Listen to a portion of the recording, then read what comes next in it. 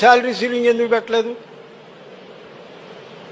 ఇన్ని ఎకరాల కన్నా ఎక్కువ ఉండకూడదు అన్నారు. ఇంతకన్నా ఎక్కువ ఉండకూడదు కదా. 2 ఎకరాలన్నర, 5 ఎకరాలు, 10 ఎకరాలు, 20 ఎకరాలు, 2,000 5,000, 10,000, 20,000 ఉండాలి. మీకు 2 లక్షలు ఎందుకు జీతం?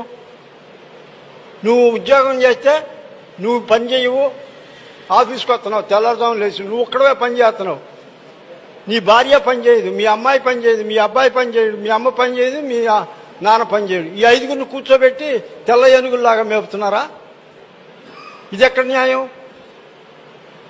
వాళ్ళకి జబ్బులు వస్తున్నాయి, మీకు డబ్బులు వస్తున్నాయి, వాళ్ళకి జబ్బులు వస్తున్నాయి, మళ్ళీ వెళ్ళి డాక్టర్ దగ్గరే కూర్చున్నాయి. అందువల్ల ఈ వ్యవస్థ ఇట్లా కాదని పత్తిపాటి పుల్లారావు గారి మీద ఎదురు తిరిగాం. మీ వల్ల వ్యవసాయం కుంపయిందన్నాం. ఎట్లా అన్నారు? బ్రిటిష్ గవర్నమెంట్లో అగ్రికల్చర్ లేబర్ కన్నా